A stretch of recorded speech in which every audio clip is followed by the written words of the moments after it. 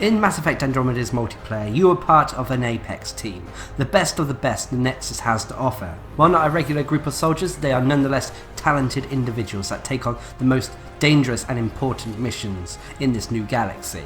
In this series, we are going to take a look at the various class builds for the various characters in the game's multiplayer. So with that in mind, I'm Darcblade, and let's take a look at our next Mass Effect Andromeda multiplayer character, the human Adept. As always, remember that these guides are aimed for the harder difficulties in the game, and they mostly focus on rank 10 level 20 characters.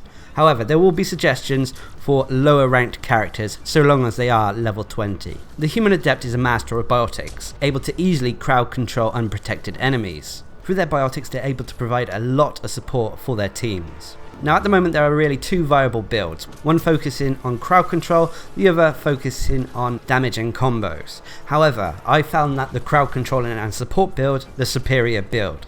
I always had much more success with it. So with that in mind, I start by putting maximum points into pull, going up to rank 6, putting points into anti-shield over biotic drain. Both of these are viable options, to be honest, and while biotic drain can help keep you alive, I often find myself using pull by just tapping the ability and not holding it. Thus, anti-shield became the better option for me personally. Whilst this means you can deal damage with pull to shielded enemies, it's not always the most powerful, so keep this in mind before pulling a shielded target. Next, with rank 5, I put points into expose over crushing grip. Expose is one of the key evolutions to making pull great. So after a target has been pulled and lifted into the air, anyone, including yourself, who is shooting at them will deal more damage to that target. This, in my opinion, makes it superior to crushing grip. And finally, with rank 4, I put points into radius over duration. Whilst duration is a nice evolution, the fact that radius allows you to pull up to 2 targets, putting your debuff on multiple opponents, it makes it the better option for this build. Next, with Singularity, I maxed this out going up to rank 6, putting points into Exploding Singularity over Expanding Singularity.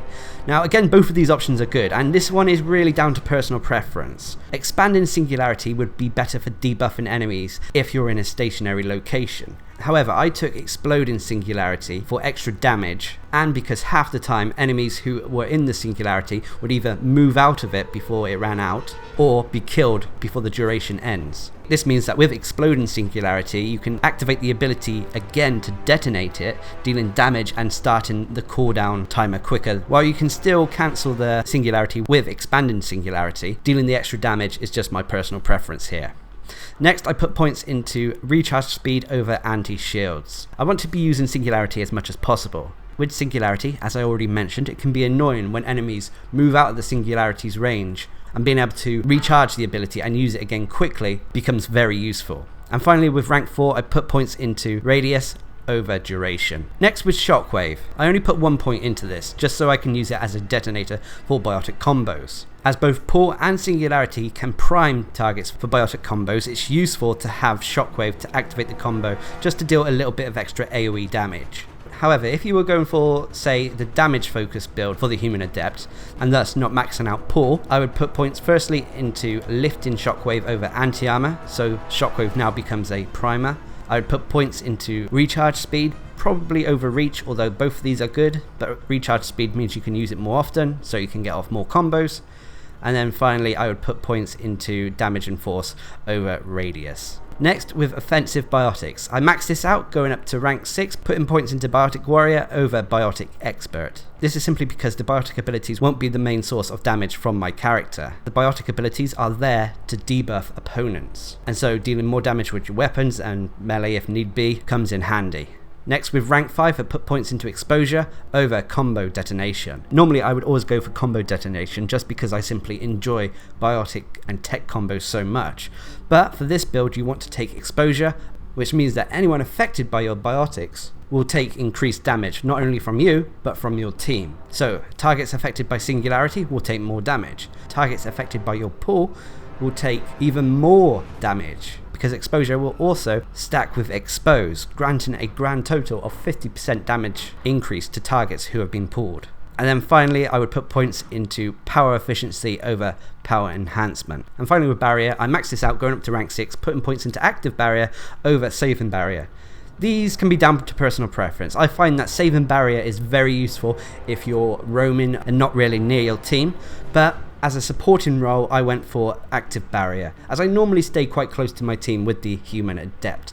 An Active Barrier can provide some extra survivability by restoring shields to not only myself, but to my teammates. Next, I put points into Biotic Link over Barrier Drain, because a lot of the time there will be someone affected by your biotics, granting you more shields. And finally, with rank 4, I put points into Unyielding Barrier over Recuperative Barrier, just to give myself some more shields. As for weaponry, you want to go with something that is light. You don't want to have any reduction in your power recharge speed at all. As for gear, go for something to either increase your biotic damage, survivability, or weapon damage. Now moving on to the heart of the episode to talk about the moves and abilities the Human Adept has in their arsenal. Firstly is Pull. Once used, the Human Adept will throw out a homing projectile ball of biotic energy that when it hits an opponent, it will lift them helplessly into the air. However, you can only pull unprotected enemies, so this is enemies who don't have shields or health. This can limit the effectiveness of Pull, but thanks to the fact that Mass Effect Andromeda has so many red health enemies, it still means that you can use Pull often, and it allows you to crowd control the weaker opponents, giving you time to either focus them down quickly or turn your attention to the more threatening opponents. Pull can also be used to prime biotic combos. These combos can either be activated by you via Shockwave or by your teammates. This will deal extra damage to the target and anyone else nearby. With Pull spec'd into radius, you can pull multiple targets as long as they're within 4 meters of each other. This means that potentially you could set off 2 biotic combos next to one another if you're able to pull 2 unprotected targets, and then follow it up with Shockwave. Pull also has a secondary ability. If you hold the ability button, the Human Adept will pull the target to their location and suspend them there next to them for as long as the ability button is held down. This can give your teammates opportunities to shoot down that target, or if you want, follow it up with a melee attack to knock them over edges or out of the map. This will grant you a quick, easy kill. Also, because Pull is a homing projectile, it means it can arc around cover, hitting enemies who are hiding. This also means you don't have to be deadly accurate with the ability. Now, the major downside about Pull is that it doesn't affect protected targets, limiting who you can use Pull on. The next ability is Singularity. Once the ability is used, the Human Adept will throw a slow homing projectile ball of biotic energies at targets. Once it hits, it will form into a gravity well that will lift up into the air unprotected targets, as well as deal steady damage to anyone within the gravity field. Singularity will also prime anyone who walks into the Singularity's gravity well, including protected targets. However, the protected targets with shields and armor, won't be lifted into the air and crowd controlled. Singularity lasts for a fairly long time too, and it has a fairly large radius, even when you don't put extra points into these factors. This means throwing it into a choke point can be incredibly useful, especially when combined with other passives like the exposure evolution, so that enemies will take more damage when they move through the Singularity. Again, like Pull, as it's a homing projectile, it can be used to arc slowly around walls and objects to hit enemies taking cover. Finally, with Singularity, if you press the ability button again, it will deactivate the Singularity, starting the ability's cooldown quicker than if you just let it run out naturally. It will still have the same cooldown,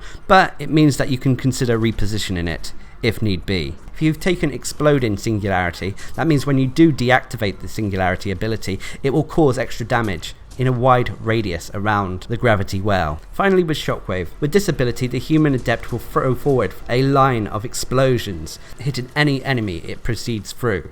This can also be used to pass through walls as well. This deals a decent amount of biotic damage, even when you haven't put too many points into the ability. It can be also used to detonate combo primers, and in the Human Adept's case, it's used to detonate Pull and Singularity.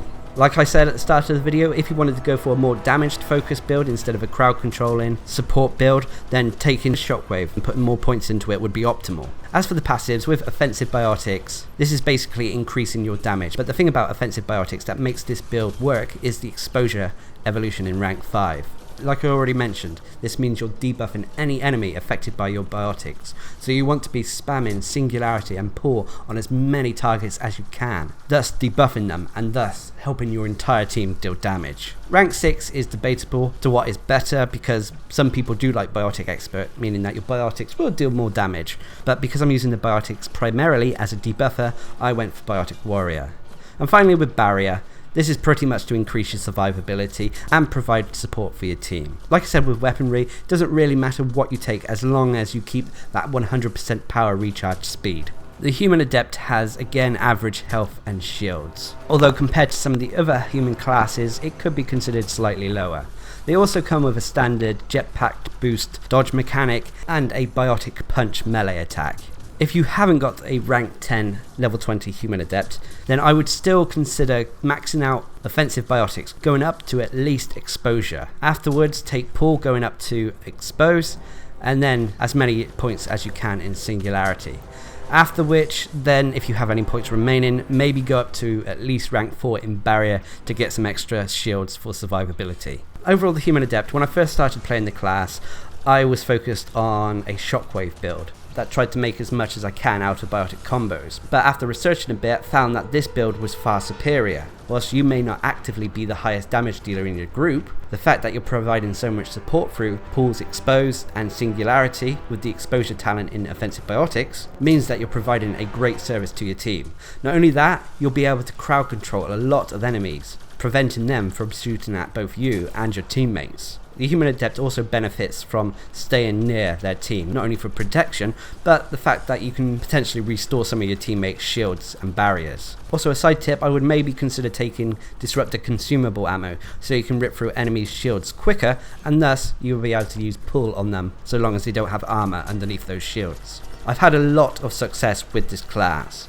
Just remember to focus your singularity on choke points and pull as many unprotected foes as you can. If you're able to do this, then you will provide a great service to any team tackling the harder difficulties in the game. Anyway, I hope this guide helps, and until next time, I've been Darcblade, bringing you a Mass Effect Andromeda Multiplayer guide to the human adept.